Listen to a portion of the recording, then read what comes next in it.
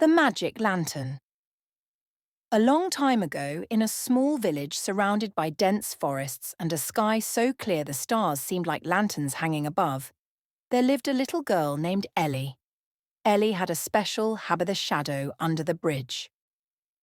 When the evenings grew dark and the city fell silent, the old stone bridge on the outskirts always kept its secrets. The locals knew. It was best not to go there after midnight. But why? No one could explain. They only spoke of a shadow that appeared there, luring the careless. Maria, a young journalist, didn't believe in such old wives' tales.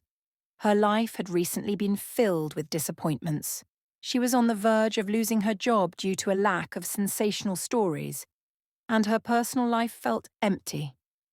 Uncovering the city's mystery and writing a headline-grabbing article seemed like her chance to turn things around. She convinced her friends, Gregory and Larissa, to join her. Gregory, cynical and always joking, was skeptical. He brought a flashlight and a metal rod, laughing that it would be an adventure. Larissa, Maria's friend since school, was scared but decided to come along. She didn't want to leave her friends alone. The night under the bridge. When the clock struck midnight, the group stood at the bridge. Fog blanketed the river, and the moonlight barely pierced through the clouds. Maria turned on her voice recorder. "The city fears this place," she said into the microphone. "But tonight, we'll uncover the truth." They descended under the bridge. The stone arches cast long, gloomy shadows. Only the sound of their footsteps and the murmur of water broke the silence. "Maybe we should go back," Larissa whispered. "This place feels wrong." "Are you scared?" Gregory laughed. "The shadow's going to eat us?" But his laughter abruptly stopped. On one of the walls, a black shape appeared. It moved, as if alive. "What the hell is that?" he muttered. Larissa gasped and grabbed Maria's arm. The shadow began to change shape.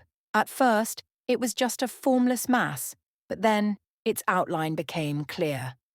A tall female figure draped in a long cloak, faceless. "Who are you?" Maria dared to ask, though her heart pounded in her chest. The shadow didn't answer but extended a hand toward Larissa. The girl froze, paralyzed. "Get out of here!" Gregory shouted and threw the rod at the figure. But the metal passed through it like mist. The shadow suddenly spoke. Its voice was quiet but seemed to echo from everywhere. "You came for the truth, but truth comes at a price." "The secret of the past." The shadow turned toward Maria. "You want to know my story? I'll show you." Suddenly the bridge disappeared. The friends found themselves in an entirely different place. It was dark, with only a faint fire burning in the center of a circle where people dressed in black robes stood, whispering in an unknown language. "This was 200 years ago," the shadow said. "I was one of them. We sought power.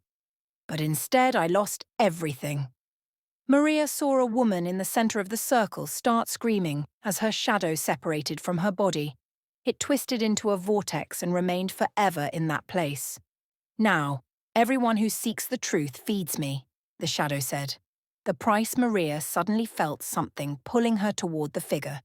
Gregory tried to grab her hand, but he was thrown back, as if struck by a wave. "No! Take me instead!" Larissa suddenly cried out. The shadow froze. "You are willing?"